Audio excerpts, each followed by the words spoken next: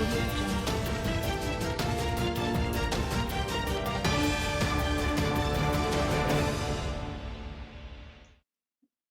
Hello everyone and welcome back to the channel and आज के इस वीडियो में हम बात करेंगे about all the important news and events that has happened in the market today. And सबसे पहले हम स्टार्ट करेंगे with the news of silver. And silver ने हिस्ट्री बनाई है एंड एमसीएक्स पे प्राइसेस पहली बार 3 लाख पर केजी तक गए हैं।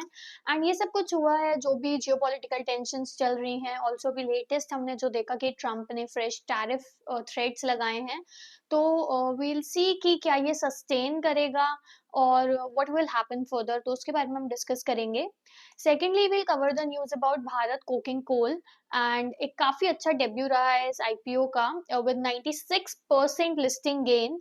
एंड वील सी कि कैसे ये पीएसयू ने इतने ज्यादा लिस्टिंग गेन दिए अपने इन्वेस्टर्स को। Also it was over subscribed across all the investor categories, so इसके बारे में हम डिस्कस करेंगे।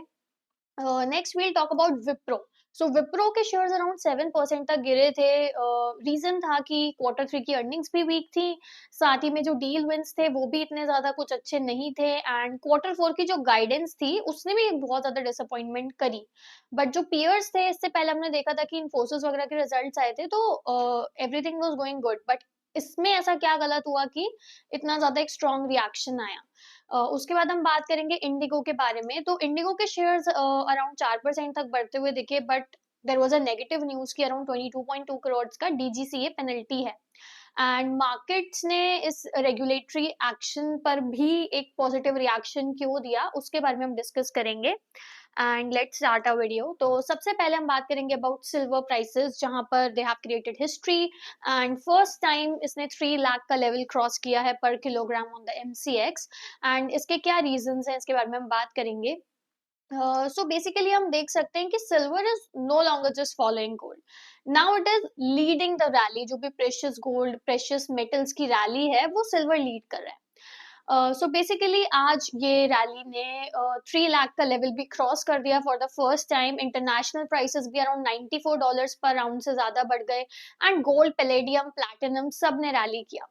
बट मेजर रीजन क्या था? तो सबसे मेजर रीजन था जो कि फ्रेश जियोपॉलिटिकल और ट्रेड टेंशंस चल रही हैं इन्वॉल्विंग यूएस एंड यूरोप। अभी ट्रम्प ने रिसेंटली टैरिफ थ्रेट्स लगाए हैं, नए टैरिफ्स 8 यूरोपियन कंट्रीज पे, जिसमें फ्रांस, जर्मनी, यूके, डेनमार्क सब इंक्लूडेड है। एंड रीजन ये था कि उन्होंने जो यूएस परचेज ऑफ ग्रीनलैंड वाला प्रपोजल था उसको अपोज किया था। टैरिफ स्ट्रक्चर ऐसा है कि 1 फरवरी से ये 10% रहेंगे, but it will escalate to 25% by June. अब इसकी वजह से जो ट्रेड वॉर फियर्स हैं वो बढ़ गए हैं, जिसकी वजह से जो सेफ असेट्स की डिमांड है लाइक गोल्ड एंड सिल्वर वो काफी ज्यादा बढ़ती हुई हमें दिख रही है। Also, it's not just about silver. All the precious metals are rallying. Silver के बारे में तो हमने डिस्कस किया ही, but gold भी around 1.6% तक बढ़ा. It's near its all-time peak of $4,690. Platinum और palladium भी they are trading firmly higher on the risk of sentiment. So overall it confirms कि ये जो rally है, it's a broad-based precious metal rally और कोई one-off move नहीं है. But why silver is outperforming gold? तो इसका ये रीजन है कि सिल्वर को डुअल डिमांड मिल रही है। सबसे पहले तो इन टेंशंस और रिस्क की वजह से सेफ असेट्स की डिमांड बढ़ी रही है, बट साथ ही में सिल्वर की इंडस्ट्रियल डिमांड भी काफी ज्यादा है, बिकॉज सिल्वर यूज होता है ईवी, सोलर पैनल्स, इलेक्ट्रॉनिक्स में। और जब भी ये अनसर्टेनिटी बढ़ जाती है तो silver tends to outperform gold in percentage term, and exactly वही हम अब अभी मार्केट्स में होते हुए देख सकते हैं। ऑल्सो ये एक देख सकते हैं कि कोई स्पेकुलेशन नहीं है, एक मैक्रो ड्रिवन रैली है, काफी सारे रीजंस हैं इसके जो हम देख पा रहे हैं। एंड बात करें कि ग्लोबल अनसर्टेनिटी की, तो जब तक वो बढ़ती रहेगी silver is likely to stay volatile but supported by all these reasons. Secondly हम बात करते हैं बीसीसीएल के आईपीओ के बारे में, एंड जो कि सब्सिडरी है कोल इंडिया की, एक काफी अच्छा डेब्यू कंपनी ने किया है 96% प्रीमियम पर over its IPO price. And ये जो आईपीओ था, it turned out to be the dream listing for investors and also it was the first major IPO of 2026। Also IPO का प्राइस है 23 पर शेयर, एनएससी पर listing हुई 45 rupees पे and BSE पे 45.21 पे। लिस्टिंग प्रीमियम था 96% एंड दिस मीन्स कि स्टॉक ने ऑलमोस्ट डबल किया on day one itself. IPO का लॉट साइज 600 शेयर्स था, एंड अगर हम इन्वेस्टमेंट पर लॉट की बात करें सो इट वाज 13,800। गेन पर शेयर 22 रुपीज का था, विच मीन्स कि हर एक इन्वेस्टर को प्रॉफिट हुआ रिटेल कैटेगरी में 13,200 रुपीज का, एंड इंस्टेंटली ये लिस्टिंग पर उन्हें मिल गया। बट आईपीओ इतना मैसिव हिट क्यों रहा? तो बहुत एक्स्ट्राऑर्डिनरी डिमांड थी जो हम क्लियरली देख सकते थे हर एक कैटेगरी में। ओवरऑल सब्सक्रिप्शन 146.87 टाइम्स था। क्यूआईबी, एनआईआई, रिटेल इन्वेस्टर्स सब में इट वाज ओवर सब्सक्राइब। तो एक स्ट्रॉन्ग इंस्टीट्यूशनल डिमांड हमें क्लियरली दिख रही थी, जिसकी वजह से हमें देख पा रहे थे कि लोगों का कंपनी के बिजनेस और वैल्यूएशन में बहुत स्ट्रॉन्ग कॉन्फिडेंस है। ओवरऑल ये टेक्स्ट बुक ब्लॉकबस्टर आईपीओ था, क्योंकि ओवर सब्सक्रिप्शन बहुत ज्यादा हुई, इंस्टीट्यूशनल बैकिंग बहुत स्ट्रॉन्ग थी, नियरली डबल लिस्टिंग गेन्स दिए इसने, एंड पीएसयू वैल्यूएशन भी कहीं ना कहीं एक रोल प्ले कर रहा था। एंड इतने वोलेटाइल मार्केट में भी it got such a good valuation and huge investor interest as well. Third हम बात करते हैं विप्रो के शेयर्स के बारे में। तो विप्रो के शेयर्स अराउंड 7% तक गिरे and it emerged out as one of the worst performers of Nifty 50। And reason यही था कि कंपनी ने क्वार्टर 3 की अर्निंग्स रिपोर्ट करी थी, it was weak, and quarter 4 का जो रेवेन्यू आउटलुक था इट वाज म्यूटेड। अगर हम बेसिकली फोकस करें नंबर्स पे, तो रिएक्शन सिर्फ Q3 नंबर्स पे नहीं था, क्योंकि Q3 की परफॉर्मेंस अगर हम देखें तो प्रॉफिट तो अंडर प्रेशर था, क्योंकि net profit 7% year on year decline हुआ, बट इट वाज मेनली कि प्रोविजन ज्यादा रखा था for new labour codes. Growth जो थी इट वाज म्यूटेड, सिर्फ 5.5% की थी, and it was below sector leaders. Margins की बात करें तो ऑपरेटिंग मार्जिन 90 बेसिस पॉइंट्स से इंप्रूव होते हुए दिखे, but still well below best in class IT peers. सबसे बड़ा कंसर्न था डील विंस, जिसकी वजह से मेजर डिसअपॉइंटमेंट हुई, क्योंकि Q3 में इट वाज अराउंड $3.3 बिलियन का डील विन।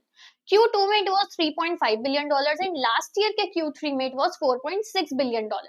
तो ये 6 क्वार्टर्स में सबसे लोएस्ट डील बुकिंग थी, जिसकी वजह से कंसर्न हुआ कि डिमांड विजिबिलिटी कैसी है, कॉम्पिटिटिव पोजीशनिंग कैसी है, एंड आगे का ग्रोथ मोमेंटम कैसा रहेगा। अब साथ ही में जिसने और ज्यादा डिसअपॉइंट किया और इस रैली को और नेगेटिव की तरफ लेके गया, वो था क्वार्टर 4 की week guidance.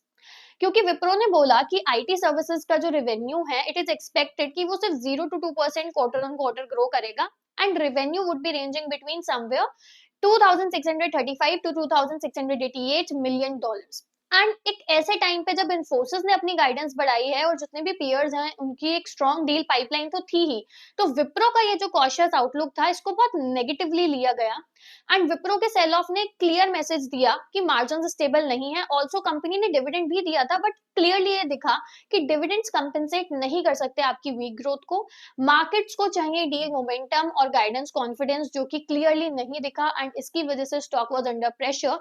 And it is expected कि स्टॉक अभी प्रेशर में रहेगा relative to the IT names, even broader IT sector stay strong. उसके बाद हम बात करते हैं आज की लास्ट न्यूज के बारे में, विच इज अबाउट इंडिगो के शेयर्स। एंड इंडिगो में एक हेडलाइन ड्रिवन वोलेटिलिटी देखने को मिली। इंडिगो के शेयर्स 4% तक बढ़े, इवन आफ्टर डीजीसीए ने एयरलाइन पर 22.2 करोड़ का पेनल्टी लगाया। अब डीजीसीए ने ये एक्शन क्यों लिया?